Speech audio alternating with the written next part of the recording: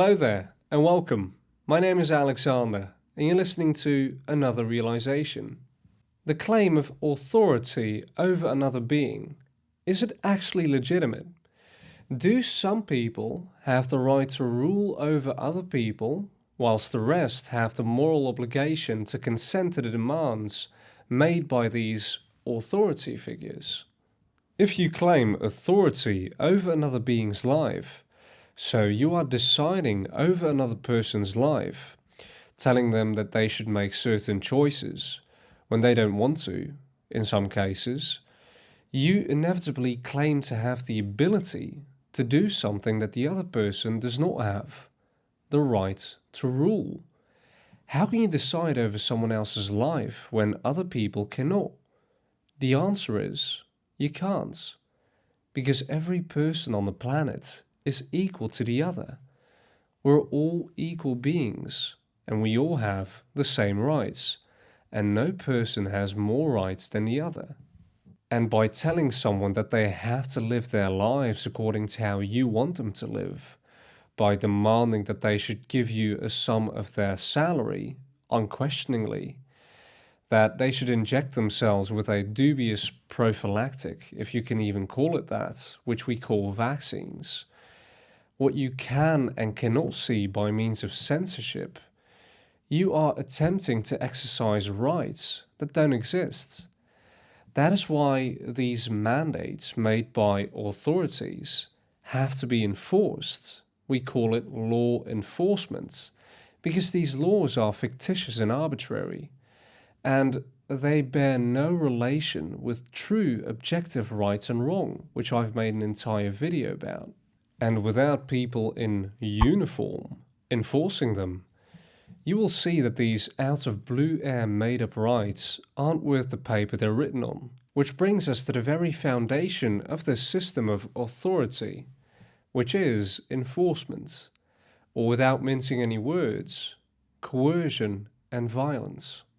Violence is violating someone else's right to remain unharmed. That's right, no one has the right to physically coerce you to do something that you don't want to do. Which brings us to the other aspect, which is coercion. Coercion is saying, I am removing your freedom of choice. You have no freedom to do what you want to do and decide for yourself. You must conform to my will and my wishes. Imagine another being whom is equal to you saying something like that to you.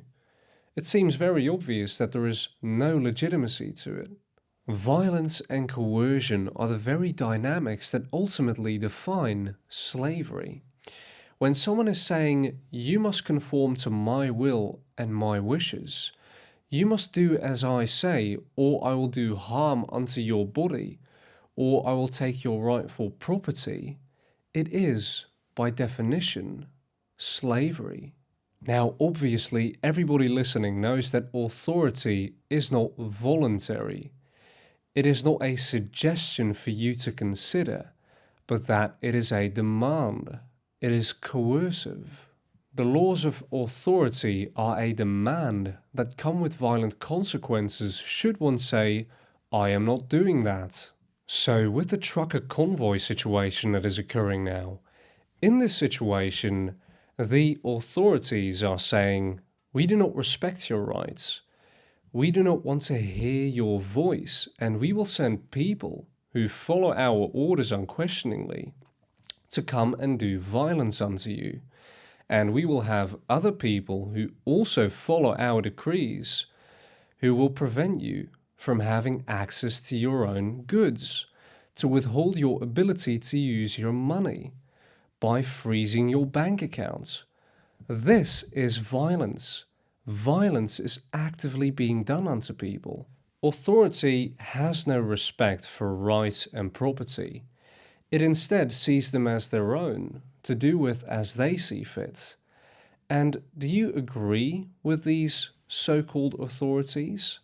That your rightfully acquired property that you worked for is also their property, and they can take it away from you if you don't comply with them? Now, in slavery, it does not require continuous physical violence being done unto slaves on a plantation, for instance. What it does require is continuous duress. Now, duress is the state where beings are being kept in a continual threat of violence. So, people are being threatened with violence if they do not comply with the wishes of the master. So, as long as people comply, no one is being harmed. Oh, you are free. Free as long as you do as we say. And in our situation, it appears as if people are free, but the same dynamic is taking place here. You're free within the boundary conditions imposed by authority. Live, buy, consume, and die, as long as you don't question authority. Authority over another being is slavery under duress. During the era when people with dark skin tones were held as slaves, it was readily observable that people were slaves. However, today it isn't necessarily readily observable that violence will be done unto you unless you continue to conform to the wishes of the authorities. But is that actually the natural state of reality, as it is supposed to be? It isn't, quite evidently, as every sane individual would be able to cognize. We aren't supposed to live our lives according to the whims of another being whom isn't less or more in worth than ourselves, because we're all equal, remember? And that is why people have always sensed that there was something wrong about this system, intuitively. But instead of following that which they sense, people have just continued to live their lives casually within the boundaries of the system that they are living within. But as soon as those gates of what you are free and able to do within this system are creeping in more and more and more, at one time you're free to do this, the next time it's a crime, which is what we've experienced over the last couple of years. There is less room for you to do as you please compared to the last time, because the fences, the boundaries of this system have just creeped in a little more. And that is essentially when people started seeing things clearly, albeit to an extent, and are taking action. You see, I compare the last couple of years of more coercion than people were used to, and with people saying they just want to go back to quote-unquote normal, I liken it to going from 2 whips a day to 7 whips a day.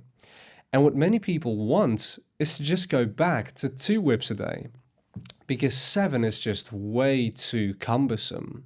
But to say no whips a day is where we should point our attention at if we are to change the world condition. But many people are not used to something like that. Many people are used to seeking approval from an authority figure since the day they've entered schools, really. Always needing approval from the teacher, and as they become much older, this teacher becomes the government, telling you what to do in life. And people are used to the abdication of personal responsibility, once again, because of the comfort it brings. The problem, unfortunately, is fear and the refusal of personal responsibility. And as soon as people stop ensconcing themselves in those ivory towers, we can bring forth real freedom, in harmony with each other, a peaceful coexistence. And the choice is still the people's to make. Which one do you choose? Freedom or comfort? Because freedom isn't necessarily comfortable if you don't take responsibility for it. And because of this, people often bring up the notion that there is a need for external leaders over others. But that isn't true. The world does not need any leaders. What the world does need is mentors and teachers, guides to bring people up in knowledge so that people can become a leader of their own, over themselves, that is.